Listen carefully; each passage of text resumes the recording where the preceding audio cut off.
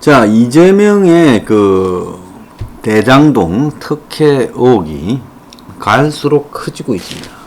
고발 사주 의혹은 억만진창이 되어가고 있는데, 이재명의 대장지구 특혜 의혹은 이거는 결과와 돈 이런 것들이 다 있기 때문에 없는 걸로 만들기가 거의 불가능하죠. 자, 그러면 왜 이 대목에서 지금 이 일이 터졌는지에 대해서 우리가 좀 그 근원을 연구해 봐야 된다. 누가 이 일을 터뜨리고 있는가? 그리고 원하는 그 기대치는 뭔가? 자, 이 부분에 대해서 우리가 이 깊숙하게 알아봐야지. 언론 보도만 따라가다 보면 지금 완전히 여건에 놀아나는 상황이 벌어질 수가 있다는 겁니다. 8월 25일에요. 지금 이재명에 대해서 고발하는 이야기가 국회 정문에서 기자회견이 열렸어요. 근데 이 고발 상대가 전국 철거민 협의회 중앙회 이호성 대표라는 사람이 기자회견을 통해 이재명을 부정청탁 및 금품 등 수수 금지에 관한 법률 위반으로 경찰에 고발했어요. 그래서 전철협의라는 철거민 단체가 이재명의 변호사 지출에 문제가 있다라는 의혹을 갖다가 제기한 겁니다. 그러면 대장동과 변호사가 무슨 관련이 있냐? 있죠.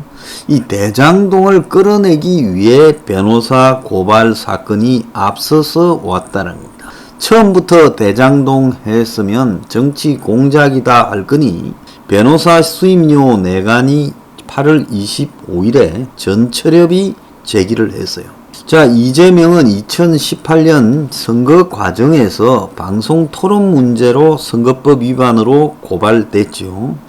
그때 바른미래당의 경기지사 후보로 나선 김영환이 친형 강제 입원, 김부선 스캔들 등에 대해 이재명의 해명을 촉구했고, 여기에 이재명이 허위로 답변해서 선거법 위반으로 고발이 된 겁니다.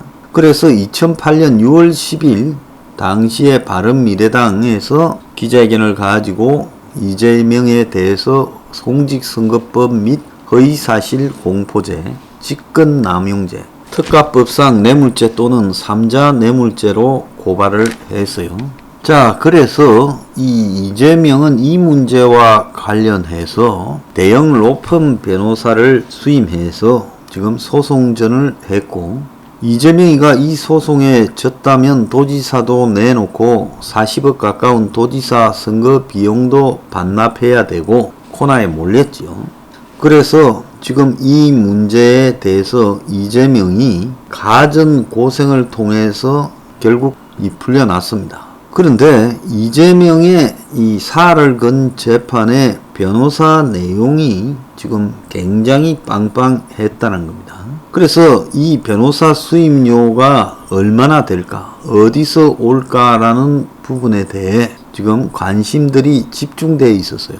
이재명은 대법원 판결을 앞두고 이상훈 전 대법관, 이홍훈 전 대법관, 또 송도한 전 헌법재판관 등을 변호사로 추가했어요. 그래서 정관 예우를 뿌리 뽑자고 본인이 말해오다가 본인이 호화 변호인단을 구성해서 언행 불일치다라는 비판을 받았습니다. 자, 그런데 이재명이 지금 이 사건을 끌어오면서 국내 유수의 로펌과 유명 변호인단을 구성해서 아무리 일반적으로 노멀하게 생각하더라도 최소 수억에서 수십억의 변호사 비용이 지출됐을 거다 하는 수임료 의혹을 전철협에서 문제 제기했어요.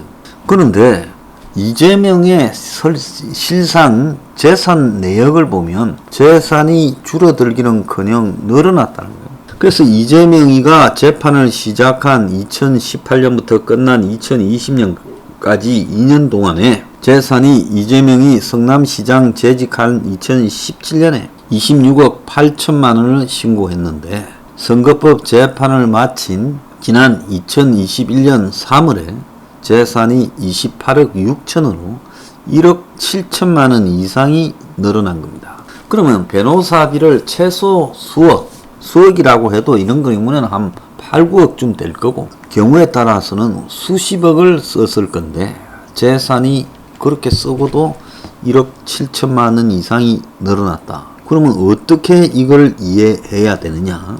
그래서 초호화 변호사 수임료 의문이 고발이 됐어요. 그런데 이제 여기에서 지금 이 사건에 대해서 경기 남부경찰청이 수사를 중인데, 보수단체인 사준모가 진영 재판 상고심 당시에 헌법재판관 민변회장 경력이 있는 송두환에게 변론 참여를 요청했다. 그래가지고 그게 이제 어떤 죄냐면 청탁금지법 위반이라는 겁니다. 형사 사건에서 상고 이유서의 검토 및 상고심 변론 사건에 송두환 위원장 이름을 올린 것 자체가 국가인권위원장이죠. 지금은요. 그런데 이 사람이 국가인권위원장이 9월 6일 날 취임했는데 당시에는 후보자였는데 이런 사람의 이름을 올린 것 자체가 문제다. 이렇게 했습니다. 그래서 무형의 이익을 줬다. 즉 무료 변론 도장값으로 이렇게 하는 것도 위반입니다. 이렇게 말을 한 겁니다. 공직자에 대한 정관 예우 대우를 받는 사람의 무료 변론도 청탁금지법 위반이다라고 말을 했고요. 그 다음에 전철협은 이재명의 변호사비가 지금 한 30억 이상 들어갔을 거라고 보이는데 재산이 1억 7천만 원 이상 늘었다. 그럼 이 변호사비는 어디서 온 것이냐라고 고소를 했습니다.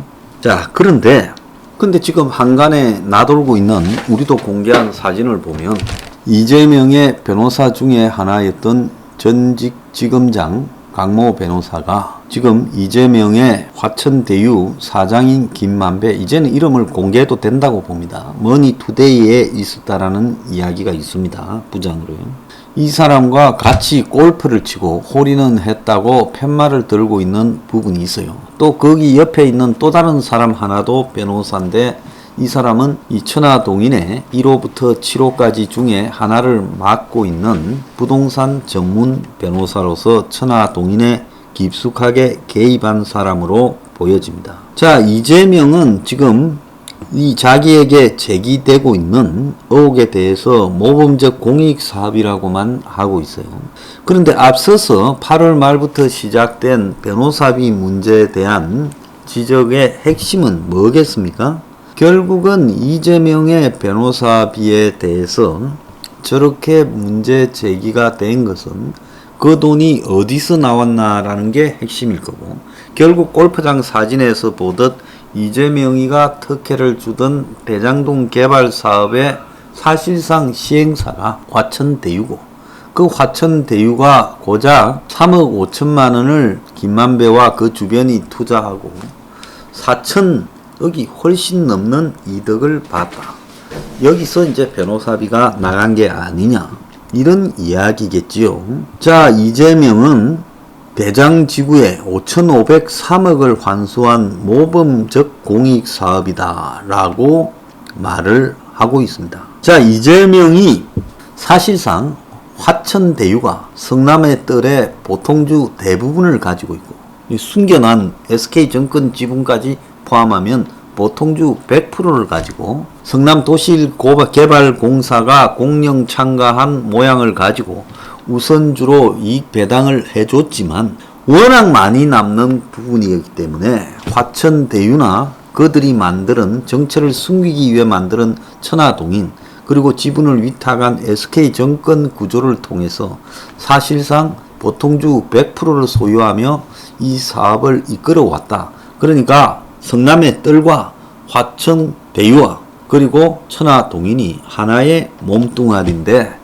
이 복잡한 구조를 숨기기 위한 부분이다라는 게 지금 의혹의 핵심이에요. 그러면 이재명은 네거티브 흑색 선전이다, 5,503억의 이익 환수한 모범 공익 사업이다라고 말을 하기 이전에 어떻게 5천만 원을 태우고 나중에 이제 뭐 천화동인 등을 통해서 총 돈이 3억 5천 정도 들어간 걸로 보이는데 그걸 태우고 4천억이 넘는 이익을 받았느냐, 또 500억 이상의 배당금이 구체적으로 들어가느냐 하는 부분에 답을 해야 된다. 요렇게 지금 문제를 제기하고 있는 겁니다.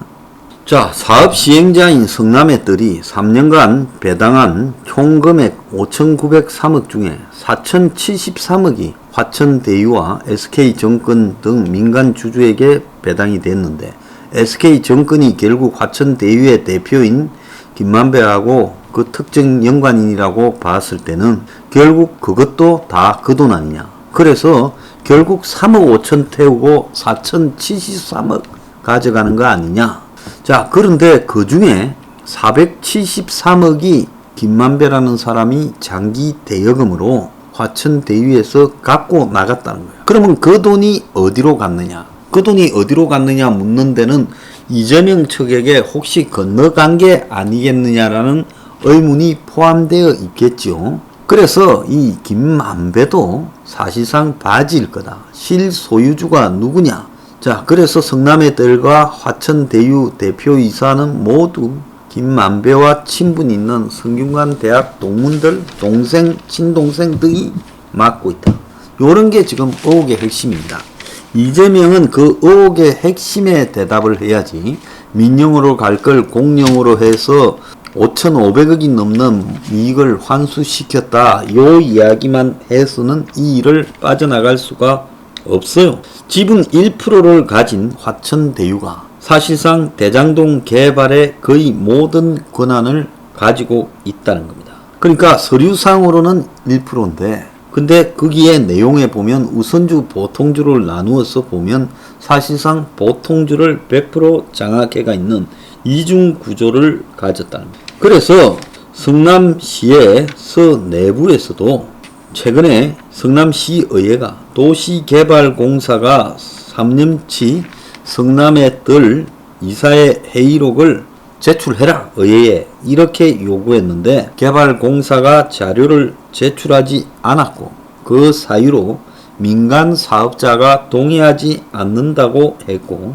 화천대유 등의 민간 사업자들은 영업상의 비밀 유지가 필요하다라고 하는데, 도시개발공사는 화천대유와 체결된 계약서 사본을 제시해 달라는 시의회의 요구에도 해당 사항이 없다면서 안 주고 있다. 이미 성남시의회에서도 시끄러워져 있다는 겁니다. 이 사업의 규모가 분당 대장동 일대 27만 8천 평에 5,903가구를 개발하는 사업으로 이재명이 2014년 재선에 성공하면서 5천만 원을 들여서 화천대유를 만들어서 사실은 그것이 이 사업을 끌어왔고, 3년간 공식 배당금으로 577억을 가져갔지만 지금 실질적으로 4천억이 넘는 수익을 이렇게 확보하게 되어 있다라는 겁니다. 그래서 성남의 뜰에서 전체 지분으로는 1%, 우선주, 보통주 나누어서 복잡하게 구성하고 있는데, 거기에서 1%로 들어가 있는데 어떻게 1%가 이 사업을 실제로 해가고 도시개발공사 말고는 여기서 돈을 거의 다 가져가느냐. 그래서 성남의 뜰 이사의 회의록이 지금 공개되지 않고 있고, 그래서 박호건 성남시 의원은 화천대유가 1%로 대장동 관한 모든 권한을 갖고 있다. 여기에 참여한 하나은행, 국민은행, 기업은행, 동양생명, 하나자산신탁은 이익금에 대한 이자만 가져가고 화천대유를 뺀 나머지 이자만 가져가지 수익금에서 가져가는 게 없다라고 하고 있습니다. 그러니까 수익금은 도시개발공사와 화천대유가 다 가져가고 나머지 은행들을 둘러리 세웠습니다마는 우선주로 이 사람들은 이자만 가져간다는 거예요. 그래서 도시개발공사 측은 이런 기업들이, 은행들이 얼마의 이익을 가져가는지에 대해 시의원들의 질문이 거듭되자 대장동의 경우에는 확정이자로 가져가고, 그 다음에 성남도시개발공사가 배당금하고 그리고 은행들이 확정이자 가져가고, 그 다음 차례로 SK정권과 화천대유 보통주들이 배당을 받는다고 되어 있어요. 그래서 언론들이 여기에 대해서 헷갈려하는 것은 우선주와 보통주의 개념을 갖다가 착각해서 헷갈려하는 겁니다. 지금 화천대유가 1%라는 것은 우선주의 항목에 들어있는 회사들의 지분을 다 더해보니까 96.67밖에 안 돼요. 공개된 성남도시공사하고 하나은행, 국민은행, 기업은행, 동양은행, 하나은행. 그러면 여기에 화천대유를 한 1% 넣어놨을 거라고 보고 있고요. 실제로 이제 보통주에서는 화천대유와 SK증권인데 SK증권이 사실상 화천대유 거기 때문에 100% 가지고 있다는 겁니다. 그래서 이들이 우선주에게 도시개발공사에는 배당금을 그리고 나머지 은행들에게는 1.5배에 해당되는 이자를 준 것 같아요. 금융기관 수익률은 원금의 1.5배. 그러면 나머지 이제 남은 것은 다 보통주를 가지고 있는 화천대유와 그리고 화천대유의 자회사 천하동인의 1호부터 7호까지가 구성하고 있는 그들이 신탁을 해난 사실상 화천대유 거인 SK증권이 가져간다는 거예요. 그래서 화천대유가 100% 다 가져간다는 걸 숨기기 위해 SK증권을 만들고 또 복잡하게 천하동인 1호부터 7호까지를 만들었다 이렇게 봐야 됩니다. 그래서 이들이 지금 SK증권이 3,462억, 천하동인이 572억을 받았어요. 그럼 둘이 합치면 얼마가 됩니까? 둘이 합치면 4천억이 훨씬 넘는 돈을 가져갔다라고 되는 겁니다. 자, 그래서 현직 언론인 올해 사표 냈대요. 머니투데이에. 올해 사표 낸 사람이고 부동산을 해본 적이 없는데 이 사람을 자산관리회사로 성남매들이 두고 1% 줬다면서 사실상 보통주는 100%를 주어가지고 그리고 이제 처음에 사업자를 공모할 때부터 자산관리 운영사를 하겠다면서 거기에 자산관리 운영사에 지금 이 사람들이 들어가도록 미리 판을 짜놨던 것 같아요. 그래가지고 대장동 개발 사업 공모 일주일 전에 이 화천대유가 설립됐고 설립자 김씨도 부동산이 아니라 언론인이었다. 자, 이걸 보면요.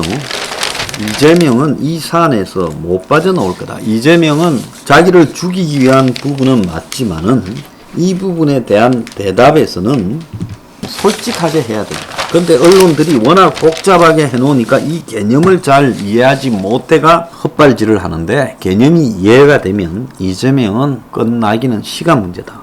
그럼 이재명이 끝났을 때 야권의 판도는 어떻게 될 거냐? 이낙연이 되냐? 그 문제 때문에 동당의 경선에 저렇게 개입하고 있는 거 아니냐? 제가 누가 그럽니다. 이낙연이 어쨌든 된다고 했는데 어떻게 될까 했는데 진짜 되는 구도가 나오고 있네.